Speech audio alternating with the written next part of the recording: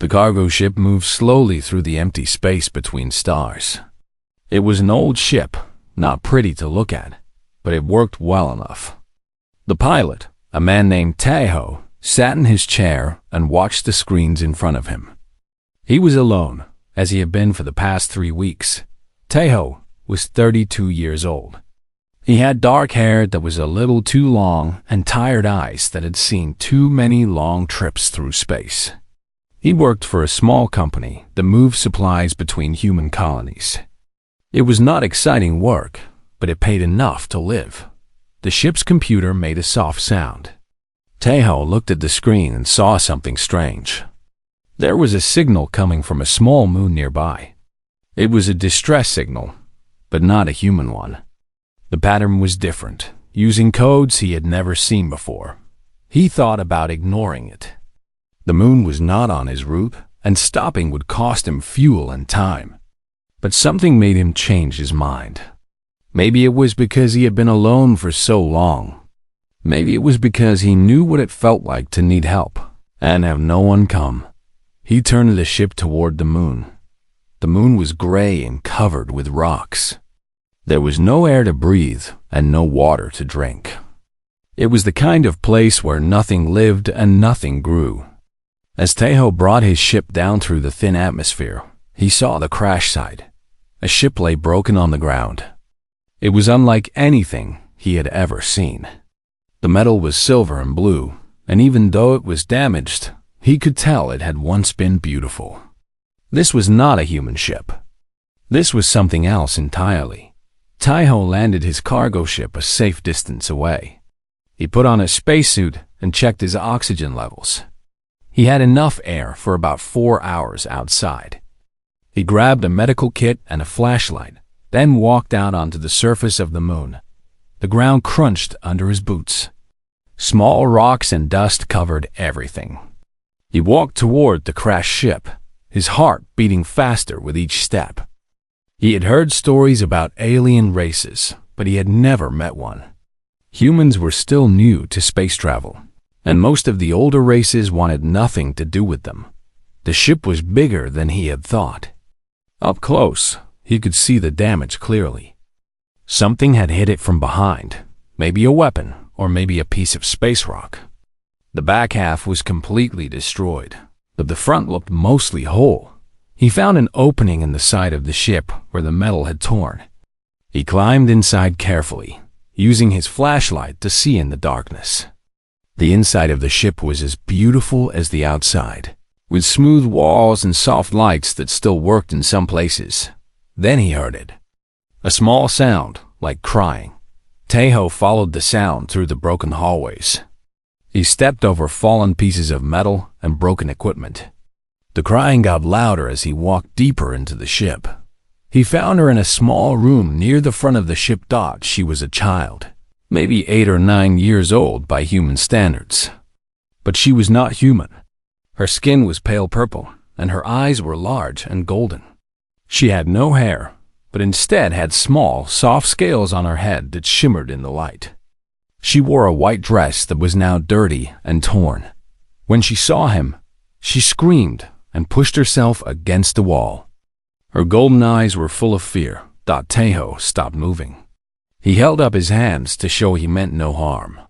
The child was shaking, and he could see a cut on her arm that was bleeding a strange blue color.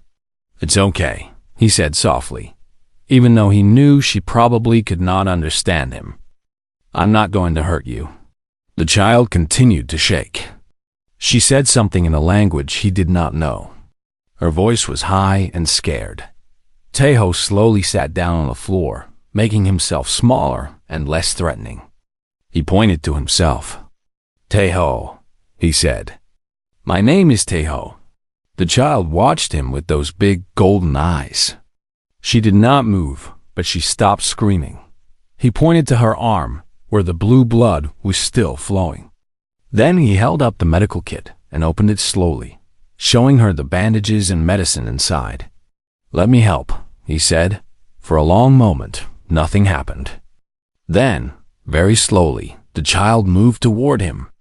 She held out her injured arm, her hand trembling. Tejo worked carefully. He cleaned the wound with gentle hands, watching the child's face for signs of pain. The cut was not deep, but it needed to be wrapped. He put medicine on it and covered it with a bandage. The child watched everything he did. When he finished, she touched the bandage softly. Then she looked up at him with something like wonder in her eyes.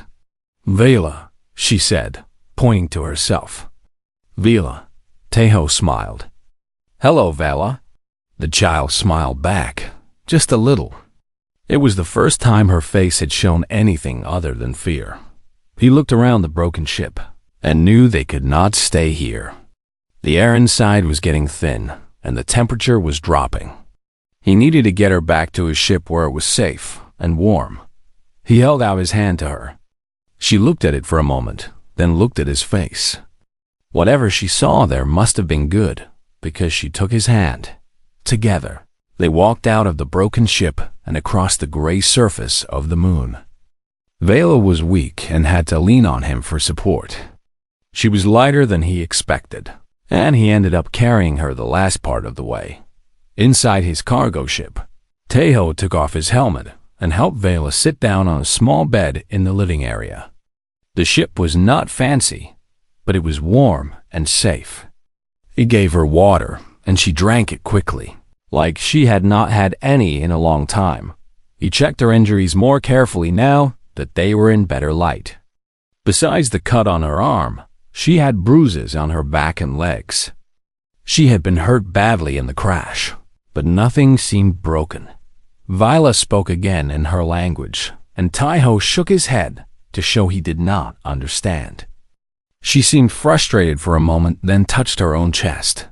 "Korath," she said. "Vela, Korath." Tejo felt his heart go cold. He knew that word. Everyone who traveled in space knew the Korath. They were one of the most powerful races in the galaxy, with a great empire that spanned hundreds of star systems. They were also known for looking down on other races, especially young ones like humans. And this child, this small purple girl with golden eyes, was one of them. He looked at her more carefully now. The white dress she wore was made of material finer than anything he had ever seen. Around her neck was a small chain with a beautiful stone that glowed with soft light. These were not the things a common child would wear. This was someone important. Vela seemed to understand what he was thinking. She touched the glowing stone at her neck and said something else. The only word he understood was a name that she repeated several times, Asira. He did not know who Asira was, but from the way Vela said the name, it was someone who mattered very much to her. Tejo sat back and thought about what to do. He could try to contact the Korath and tell them he had found the child, but he had no way to reach them, and he did not know their language. He could take her to the nearest human station and let them deal with it, but that was still 2 weeks away, and he was not sure the Korath would be happy to find one of their children in human hands. For now, all he could do was keep her safe and wait. He made food for both of them, simple things that he hoped she could eat. Vela looked at the food with curiosity. She tried a small bite of bread and seemed to like it. She ate slowly, watching him the whole time. As the hours passed, Vela began to relax. She explored the small ship with careful steps, touching things gently and looking at everything with interest. She found a picture of Tejo with his mother from many years ago and held it up with a question in her eyes. "My mother," he said, pointing to the woman in the picture. "She passed away a long time ago." Vela did not understand the words, but she seemed to understand the sadness in his voice. She put the picture back carefully and touched his hand softly. That night, Tejo gave Vela his bed and slept in the pilot's chair. He woke up several times to check on her. Each time she was sleeping peacefully, her small chest rising and falling with each breath. In the morning, he found her already awake. She had taken the bandage off her arm and was looking at the wound underneath. It was healing fast, much faster than a human wound would heal. She saw him watching and smiled. Then she pointed at him and said his name, Teo. He nodded. That's right. She pointed at herself. Vela. Then she made a gesture that he did not understand at first. She put her hands together over her heart and bowed her head slightly. It looked like a thank you. Teo felt warmth in his chest. He had not felt this way in a long time.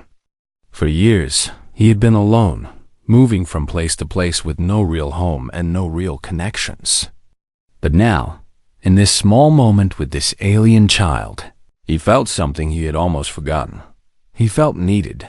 The ship's alarm suddenly started to make noise. Teo jumped up and ran to the control room. The screen showed something approaching fast. Very fast. It was another ship, but much bigger than his. Much bigger than anything he had ever seen. The design was similar to the broken ship on the moon below. Silver and blue metal, beautiful and dangerous. The Korath had found them. Teo stood very still as the massive ship came closer. He knew that the Korath did not think much of humans. He knew that they might see him as a threat to the child. He knew that they might kill him without asking questions. But he also knew that he had done nothing wrong. He had saved a child who needed help. He had treated her with kindness and kept her safe. Viola came to stand beside him. She looked at the big ship on the screen, and her face showed many emotions. Fear. The massive Korath ship hung in space like a metal mountain. It was easily 100 times bigger than Teo's old cargo vessel. Lights blinked along its surface, and he could see weapons pointed in his direction. Any one of those weapons could destroy his ship in less than a second. Teo's hands were shaking, but he tried not to show it. Vela was still holding his hand, and he did not want to scare her more than she already was. A voice came through his ship's communication system. It spoke in the Korath language, sharp and commanding. Teo understood nothing, but the tone was clear. They were not happy. Vela let go of his hand and walked to the communication panel. She pressed a button and spoke back in her own language. Her voice was calm and clear, not like the scared child he had found in the crashed ship. She sounded like someone used to giving orders. The voice on the other end went silent for a moment. Then it spoke again, this time sounding surprised. Vela turned to Teo and pointed at the door of his ship. She made a gesture with her hands, like opening something. "They want to come in?" he asked. She nodded. Teo took a deep breath. He had no choice, really. If he refused, they would probably just cut through his ship's walls. At least this way, maybe he could explain himself.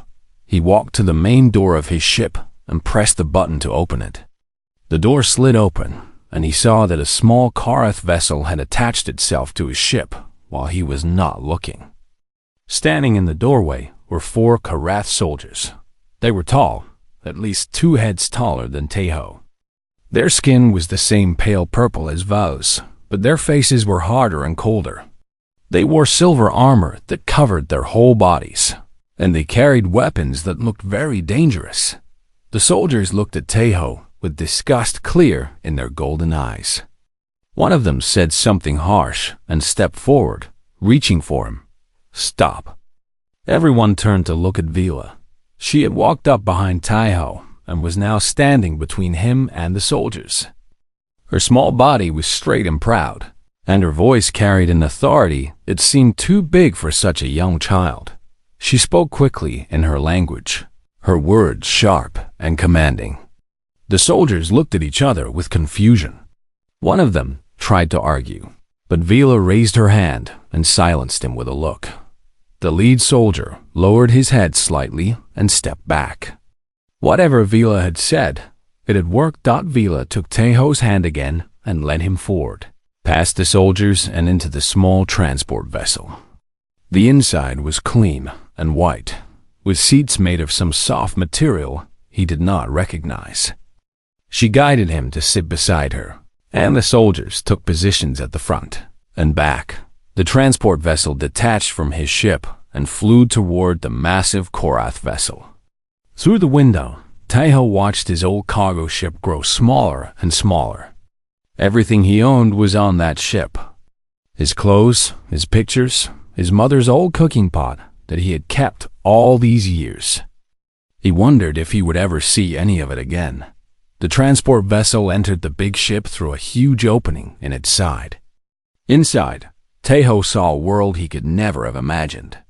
The walls were covered with beautiful patterns in gold and silver. Lights floated in the air without any wires or supports. Korath people walked along wide hallways, all of them dressed in fine clothes and looking at him with open curiosity. He was the only human here. Maybe the only human to ever be inside a Korath ship. The soldiers led them through the hallways. Korath people stopped to watch as they passed. Some pointed at Taiho and spoke in low voices. He heard the word human several times, always said with the same tone of disbelief. Vila walked beside him with her head held high.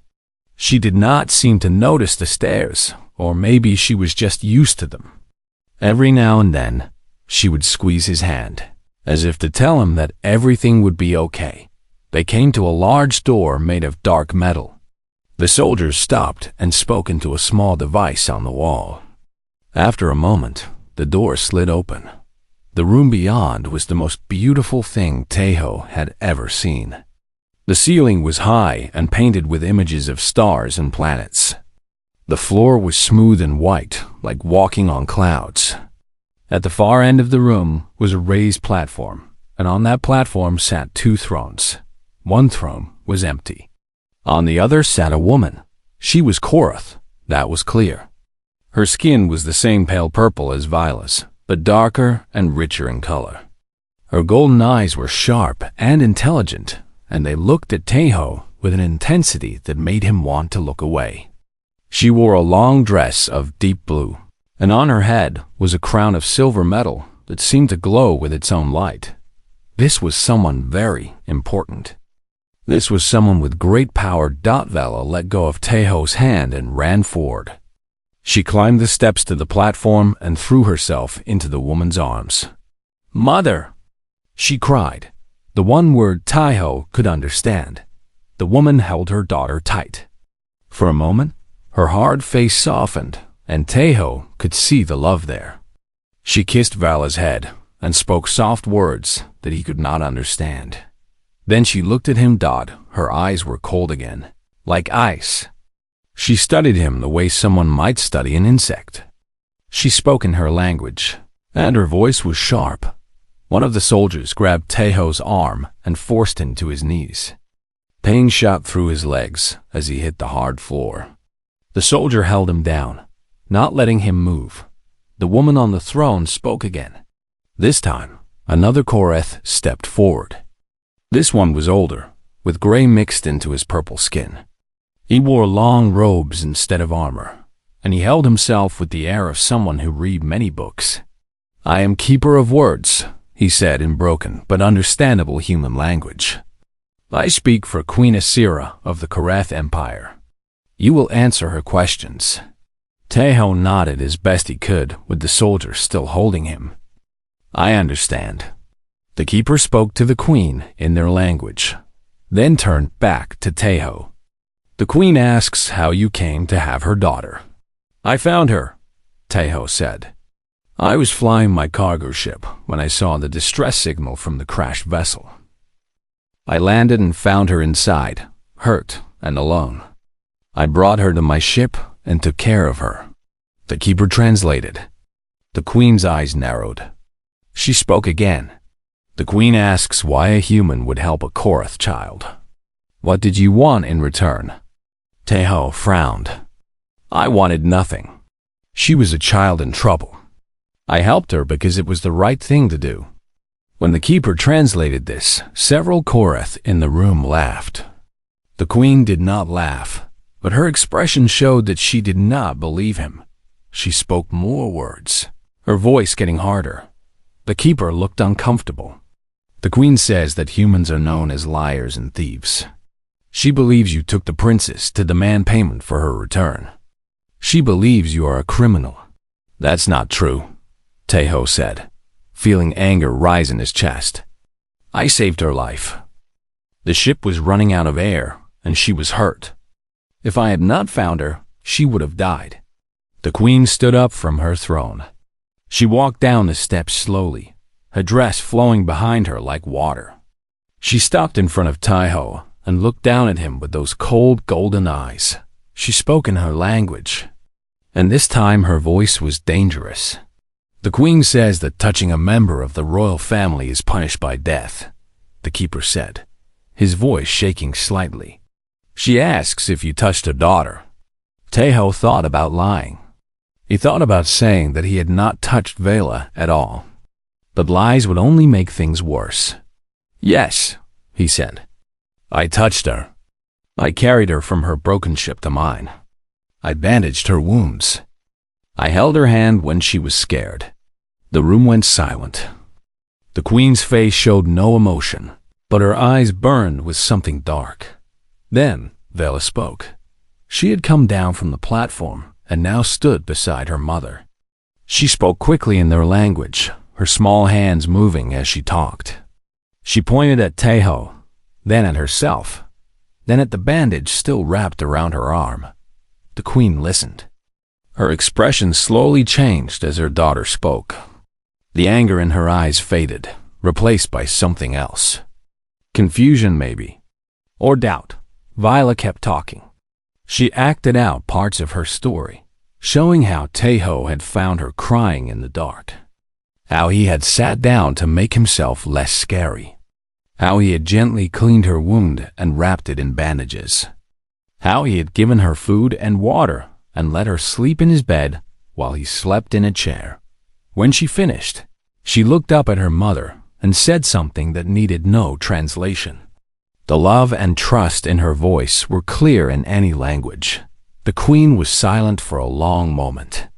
She looked at her daughter, then at Taiho, then back at her daughter.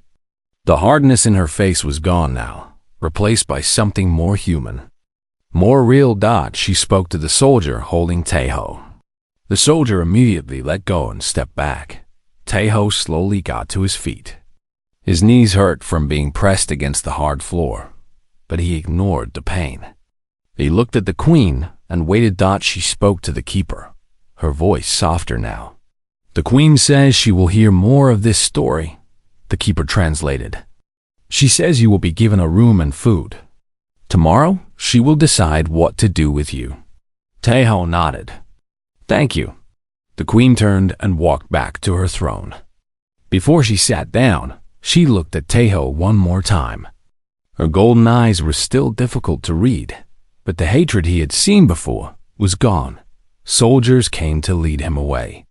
As he walked toward the door, he felt a small hand grab his. Viola was looking up at him with worried eyes. She spoke in her language, words he could not understand. The princess says she will come see you tomorrow, the keeper translated. She says not to be afraid. Taiho's smell morning came with a soft chime from somewhere in the walls. Taiho opened his eyes and looked around the small room, taking a moment to remember where he was. The Korath ship. The prisoner room. The queen who would decide his fate. He got up from the bed and walked to the window. The stars outside had shifted positions during the night. The ship was moving, taking him further and further from human space. There was a sound at the door. Taiho turned and watched it slide open. A Korath servant entered, carrying a tray of food. The servant was young, maybe just a few years older than Vela, and she looked at Taiho with curious eyes instead of the disgust he had seen in others. She set the tray on the table and spoke a few words. When Taiho shook his head to show he did not understand, she simply pointed at the food and mimed eating. He nodded and sat down at the table. The food was strange, but not bad. There were small cakes that tasted like honey and nuts, and a drink that was warm and sweet. He ate everything, not knowing when he might get food again. The servant watched him eat with obvious interest. When he finished, she took the tray and left without a word. Time passed slowly. Taiho had nothing to do but sit and wait and think. He thought about his life before all this. He thought about the long years of flying alone through space, delivering cargo to places that did not care about him. He thought about how lonely he had been, though he had not let himself feel it until now. And he thought about Vela, the small purple child who had been so scared when he found her. The princess who had stood before her own mother and defended a human stranger. In just a few days, she had changed something inside him. She had reminded him that kindness mattered, that helping others was worth the risk. He hoped he would get to see her again. The door opened once more, and this time, the Keeper of Words entered. The old Karath was dressed in the same long robes as before, and his face was serious but not unkind. "The Queen will see you now," he said in his careful human speech. "You will tell her everything that happened. You will answer all her questions. Do you understand?" Teho stood up. "I understand." The Keeper nodded. "Come." They walked through the beautiful hallways of the ship. More Karath people stopped to watch them pass. Teho heard whispers and saw pointing fingers, but he kept his eyes forward and his back straight. He would not let them see him afraid. The throne room looked different in the morning light. Sunlight from a nearby star came through large windows, filling the space with golden warmth. The paintings on the ceiling seemed to glow, and the white floor sparkled like fresh snow. Queen Asira sat on her throne, dressed in a gown of deep red today. Beside her sat Vala, in a smaller chair that had not been there before. The young princess smiled when she saw Teho, and she waved at him with her small hand. Teho allowed himself a small smile back. Soldiers stood around the room, watching everything. Other Karath people sat on benches along the walls, dressed in fine clothes and expensive jewelry. These were important people, Teho realized. They had come to watch the human be judged. The Queen spoke, and the Keeper translated. "Queen Asira welcomes you to the Court of Judgment. She says you will tell your story from the beginning. Every detail. Nothing left out. If she believes you speak the truth, you will be treated fairly. If she believes you lie, you will be punished." Teho nodded. "I understand. I will tell only the truth." He began his story. He told them about his cargo ship and his long journey through empty space. He told them about seeing the distress signal and deciding to investigate even though he did not have to. He described the crashed ship on the gray moon, the beautiful silver and blue metal broken and burned dot as he spoke. The Keeper translated his words for the Queen and the watching court. Teho saw different reactions on different faces. Some looked bored. Some looked disbelieving. But the Queen listened carefully, her golden eyes never leaving his face. He told him about finding Vela in the dark room, scared and hurt. He described how he had sat down to make himself less frightening, how he had shown her the medical supplies before touching her. He explained his concern about her wound and how he had cleaned and bandaged it with gentle hands. When he described carrying Vela to his ship, some of the watching Korath made sounds of anger. Touching royalty was a great crime in their culture. He now understood. But the Queen raised her hand, and they went silent. Teho continued. He told them about giving Vela food and water, about letting her explore his small ship with curious eyes. He described a picture of his mother and how Vela had touched his hand when she saw the sadness in his face. "She is kind," he said, looking at the young princess. "Even when she was scared and hurt, she showed kindness to a stranger. You should be proud of her." The Keeper translated, and something flickered in the Queen's eyes. Pride, maybe. Or surprise that a human would compliment her daughter. He told them about giving Vela his bed and sleeping in the pilot's chair. About waking up to check on her through the night. About seeing her wound healing in the morning and feeling glad that she would be okay. "I knew you would come for her," he said. "I knew her family would be searching. All I wanted was to keep her safe until you arrived." When he finished speaking, the throne room was silent. The keeper had stopped translating, but everyone seemed to understand that the story was over. The queen spoke, her voice softer than before. The queen asks why, the keeper said. Why did you help her daughter? You are human. We are Korath. Our peoples are not friends. Our peoples do not trust each other. Why would you risk yourself for one of us? Teho thought carefully before answering. Because she was a child who needed help, he said. That is all that mattered. Not what she was or where she came from. Not what others might think or do. A child was hurt and alone, and I could help her. So I helped her. He paused and looked directly at the queen. Where I come from, we have a saying. We judge people by their actions, not by their birth. Vala is young, but her actions showed courage and kindness. She did not hate me for being human. She accepted my help with grace and even tried to protect me when your soldiers came. He gestured around the room at the watching Korath. I know your people think humans are low. I know you see us as primitive and untrustworthy. But I ask you to judge me by my actions, not by what you think you know about my kind. I saved your daughter's life. I asked for nothing in return. That is the truth. The keeper finished translating, and the room remained silent. The queen sat very still on her throne, her face impossible to read. Then Vala stood up from her small chair. She walked down the steps and crossed the floor until she stood beside Teho. She took his hand and turned to face her mother, Dot. She spoke in her language, her young voice clear and strong. The watching Korath murmured among themselves, clearly shocked that a princess would touch a human willingly. The keeper translated for Teho in a low voice. She says you are her guardian. She says that word means someone who protects without asking for reward. She says you earned that title when you found her in the dark. Vala kept speaking, and the keeper kept translating. She says she was scared when she woke up in the crashed ship. She thought she would die alone. Then you came, and you did not look at her like she was a prize to be claimed.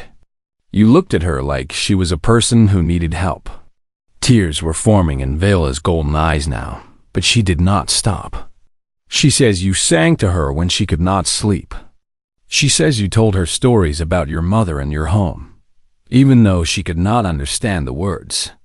She says you made her feel safe when everything was broken and dark. Teho felt his own eyes getting wet. He had not known Vala understood so much. She says she wants you to be free. She says you do not deserve punishment for being kind. She says, the keeper paused, his voice catching. She says if you kill him, she will never forgive you. The throne room erupted in noise. Korath people shouted and argued with each other. Some looked angry at Vala's words. Others looked moved. The soldiers tightened their grips on their weapons. Unsure what to do, but Queen Asira simply stood up from her throne. The room went immediately silent. She walked down the steps slowly, her red dress flowing behind her. She stopped in front of Teho and Vala, looking at them standing together with their hands joined. For a long moment, she said nothing. Her golden eyes studied Teho's face, searching for something. He did not look away. He had nothing to hide. Then the queen spoke, and her voice was quiet but clear. The keeper translated. The queen says she has heard your story. She has heard her daughter's words. She has seen how you stand without fear, even knowing you might die. The queen reached out and touched Vala's face gently. Mother and daughter looked at each other, and Teho saw the love between them. The queen says she was prepared to hate you. She was prepared to punish you for daring to touch her child. But she has seen something she did not expect. The queen's golden eyes returned to Teho. She has seen truth. She has seen honor. She has seen a human who acted as the best of her own people would act. Teho's heart was beating very fast now. He still did not know if he would live or die. The queen says she needs time to think. She says you will return to your room and wait. But she also says, the keeper paused, looking surprised. 3 days passed on the great Korath ship. Te-Ho spent most of his time in the guest room, but he was not confined there. Servants came and went, bringing food and clothes. Sometimes they stayed to watch him, curious about this strange human who had saved their princess. He tried to be friendly, smiling and nodding even though they could not speak the same language. On the second day, Vala came to visit him. She arrived with 2 guards who waited outside the door. She was dressed in a beautiful silver gown, and her scale shimmered with health. The wound on her arm was completely healed now, leaving only a faint mark. She carried a small device in her hand.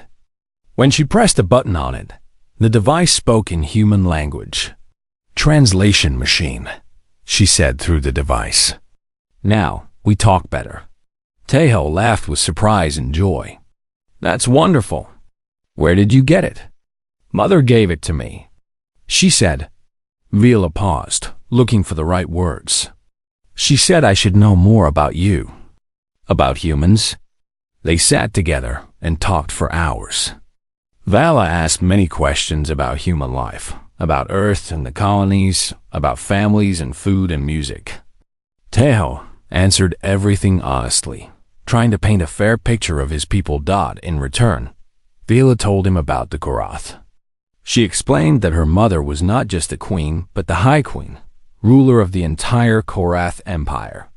She told him about her father, who had died in a war when she was very young. She talked about her life in the palace, her teachers and servants, her loneliness as the only child of a busy and powerful mother. "I have many things," she said quietly, "but not many friends." Te-Ho understood that feeling well. "I think that might change someday." She smiled at him. "You are my friend now." The words touched something deep in his heart. This child, this princess of an empire that looked down on his entire species, considered him a friend. It was a small thing, maybe, but it felt big. On the 3rd day, a messenger came to tell Te-Ho that the queen had made her decision. He would appear before the court again that evening. Te-Ho spent the rest of the day preparing himself. He washed and dressed in the clean clothes the servants had provided. They were Korath clothes, soft and finely made, but designed to fit a human body. Someone had gone to a lot of trouble to make them for him. When evening came, soldiers escorted him to the throne room. It was fuller than before, packed with Korath nobles and officials from all parts of the empire. This was a big event, Te-Ho realized. The whole empire was watching to see what the High Queen would do with the human who had touched her daughter. He walked down the center of the room, with his head held high. He would not show fear. Whatever happened, he would face it with dignity. Queen Asira sat on her throne, dressed in a gown of pure white that made her purple skin seem to glow. The crown on her head shone brighter than before, and her golden eyes watched Te-Ho approach with an expression he could not read. Vala sat beside her mother again, but this time she was dressed in white as well. She gave Te-Ho a small smile as he stopped before the throne. The keeper of words stood to one side, ready to translate. The queen began to speak, and the entire room listened in perfect silence. "The queen says she has thought long about this matter," the keeper translated. "She has read the old laws and studied the old customs. She has spoken with her advisors and her priests, and she has listened to her daughter." The queen paused, looking around the room at all the watching faces. "The law is clear. Any creature of lower status who touches a member of the royal family must be put to death. This law is over 1,000 years old. It has never been broken." Murmurs spread through the crowd. Many looked satisfied, expecting the human to be executed. But the queen says the law was written for a different time. It was written when other species came to our worlds as invaders and thieves. It was written to protect our people from those who would harm us. The murmurs grew louder. This was not what people had expected to hear. The queen asks, Is this human an invader? No, he was not in Korra space. He found a crashed ship on an empty moon. He did not take. He did not steal. He found a hurt child, and he helped her. The queen's voice grew stronger, and the keeper had to speak faster to keep up.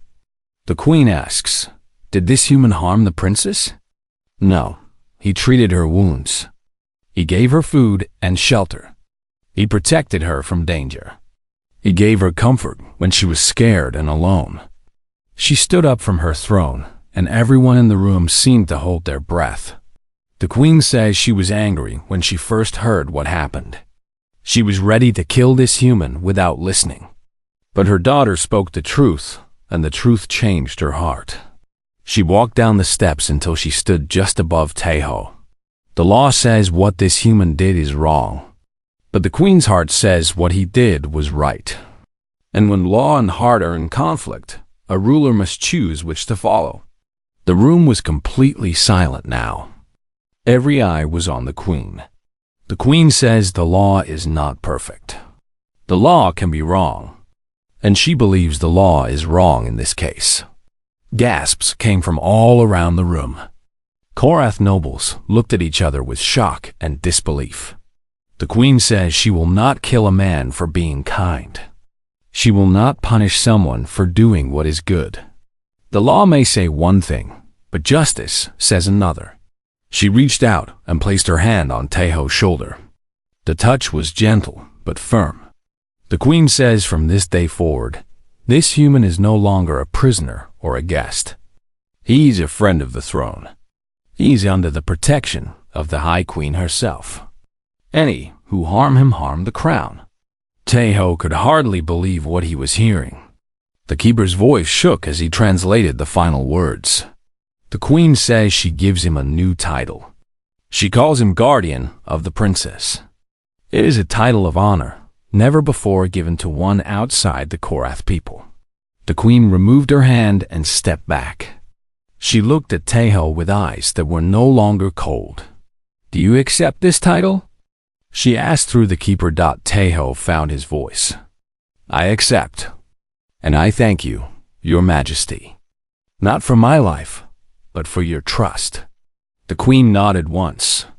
Then she turned and walked back to her throne. Vela jumped up from her chair and ran down the steps, throwing her arms around Taeho in a tight hug. The crowd did not know how to react. Some looked angry, their traditions overturned.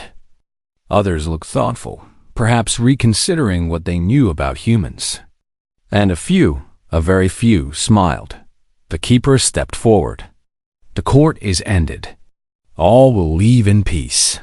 People began to file out of the throne room, talking loudly among themselves. This would be discussed for years to come. The day the High Queen changed the law for a human, Taeho stood with Vela still hugging him, feeling overwhelmed by everything that had happened. I knew it, Vela said through her translation device. I knew she would see the truth. How did you know? He asked. Because you showed it to her. You showed it to everyone. She looked up at him with her golden eyes shining. You were brave and honest and kind. Even when you were scared, you did not lie or beg. Mother respects that. The queen approached them, and Vala let go of Taeho to stand beside her mother. Through the keeper, the queen spoke directly to Taeho for the first time. I did not believe my daughter when she first told me about you. I thought she was confused or deceived. But I watched you in this court. I watched you face death without losing your dignity. I watched you speak truth, even when lies might have saved you. She paused, and something almost like a smile touched her lips. I have ruled for 30 years. In that time, I have met many beings from many worlds. Kings and warriors and scholars and thieves. Few of them impressed me. You have impressed me. Taeho bowed his head. Your Majesty honors me. I honor truth, the queen said. And I reward kindness, even when it comes from unexpected places. She gestured to a servant, who brought forward a small box. The queen opened it and took out a pendant on a silver chain. The pendant was shaped like a star and it glowed with soft purple light. "This is the mark of the Guardian," she said, as the keeper translated. "It shows all Korath that you serve the royal family with honor. Wear it, and no door in our empire will be closed to you." She placed the chain around Teho's neck. The pendant felt warm against his chest. "Thank you," he said, his voice rough with emotion. "I will try to be worthy of it." The queen nodded. Then, in a quieter voice, she added something that the keeper almost did not translate. "My daughter said you sang to her when she could not sleep. She said you told her stories about your mother." Teho felt his throat tighten. "Yes, I did. I lost my husband to war. Vela has no father. She has servants and guards and teachers, but—" The queen looked at her daughter with soft eyes. "She has been lonely. I see that now." She turned back to Teho. "You gave her something I could not give. You gave her the feeling of being cared for by someone who wanted nothing in return. That is rare in any world." She took a step back and spoke formally again. "Guardian of the princess, you are free to leave this ship and return to your own people. But know that you will always have a place here. My daughter considers you family, and so do I." The words hit Teho like a wave. Family. He had not had family in so long. I need to think about what to do next," he said. "Everything happened so fast." The queen nodded. "Take all the time you need. You are welcome to stay as our guest while you decide." She turned and walked toward a side door, her servants following. But before she left, she looked back one more time. "Guardian?" "Yes, Your Majesty?" "Thank you for saving my da. 1 year passed like a dream." Teho stood on the balcony of his quarters in the royal palace, watching the 3 suns of the Korath homeworld set over the distant mountains. The sky turned colors he had no names for, purples and golds and deep reds that seemed to pulse with life. He had never expected to see such beauty. He had never expected any of this. Behind him, he heard the door open and small feet running across the floor. He turned just in time to catch Vila as she jumped into his arms. "Guardian! Guardian, look what I learned today." She held up a small device, and from it came words in human language. Not the rough translation of a machine, but her own voice, speaking clearly and well. "Hello, my name is Vela. I am happy to meet you." Teho laughed with delight. "Your pronunciation is getting so good. Your teacher must be very proud." Vela beamed. She had been studying human language for months now, determined to talk to Teho without the translation machine. She practiced every day, and her progress was remarkable. "Mother says I learn fast because I want to learn," she said, switching back to the machine for the longer sentence. "She says wanting is the first step to doing. Your mother is a wise woman." They walked together to the small table on the balcony, where servants had laid out an evening meal. It was a mix of Korath and human food, something that had become normal over the past year. The palace cooks had learned to make several human dishes, and Teho had learned to enjoy many Korath foods in return. As they ate, Vela talked about her day, her lessons, her games with the other noble children, a funny thing one of the servants had said. Teho listened with a smile, asking questions and laughing at the right moments. This was his life now. Guardian of the princess, friend of the royal family, a human living in the heart of the Korath Empire. It still seemed impossible sometimes. After the meal, Vela asked Teho to tell her a story. This had become their nightly tradition, just as it had been on the cargo ship all those months ago. He would tell her tales of Earth and humanity, of heroes and adventures, of ordinary people doing extraordinary things. Tonight, he told her about his grandmother. She was a small woman, he said, but she was very strong. She raised 7 children by herself after my grandfather died. She worked hard every day, never complaining, always making sure her family had food and shelter. Vela listened with wide eyes. She sounds brave. She was, but she never thought of herself as brave. She just did what needed to be done, day after day. That's what real bravery is, I think. Not fighting monsters or exploring strange worlds. Just doing the right thing, even when it's hard. Like you did, Vela said softly. When you found me. Taeho reached over and touched her head gently. I just did what needed to be done. Anyone would have done the same. No, Vela said firmly. Not anyone. Mother told me. Many people would have left me there. Many people would have taken me and asked for money. But you helped me because you were good. She paused, her golden eyes serious. That is why I asked Mother to do what she did today. Taeho frowned. What did she do today? Vela smiled mysteriously. You will see tomorrow. It is a surprise.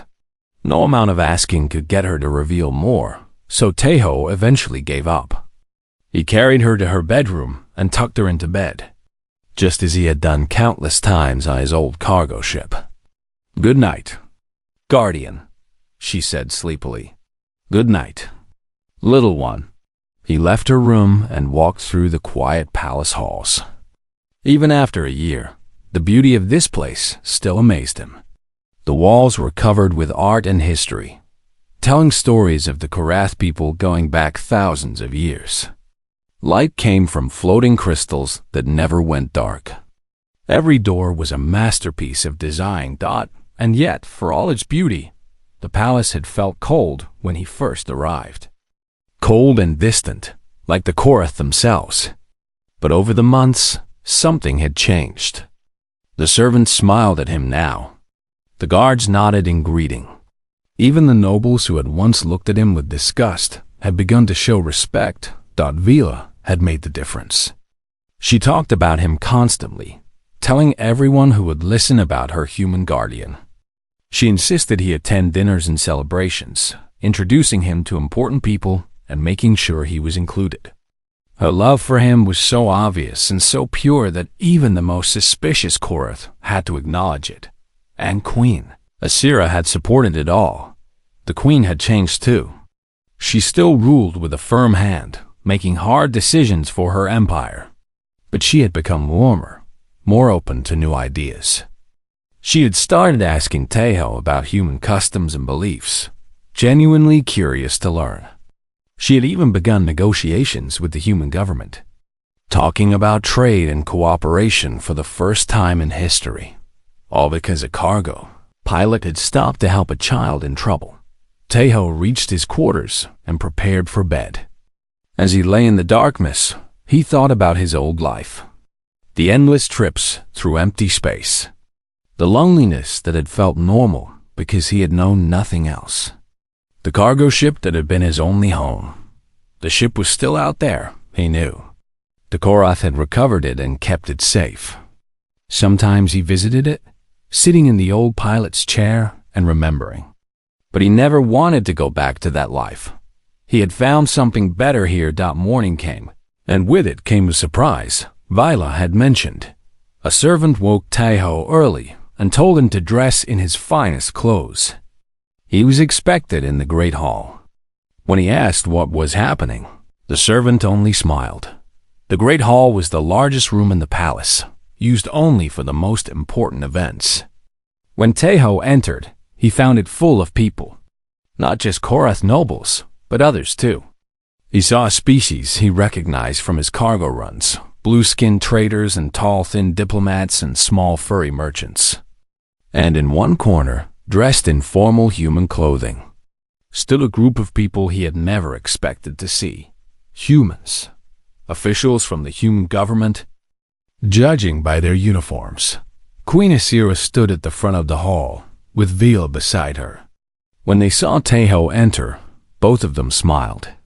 Come forward, Guardian, the Queen said. Through the Keeper of Words. Taeho walked through the crowd, feeling every eye on him. He stopped before the throne and bowed. 1 year ago, the Queen began, I made a decision that many questioned. I spared the life of a human and gave him a title of honor. Some said I was wrong. Some said I was weak. Some said I was letting old traditions die. She paused and looked around the hall. But today, I see the results of that decision. I see a child who laughs more than she cries.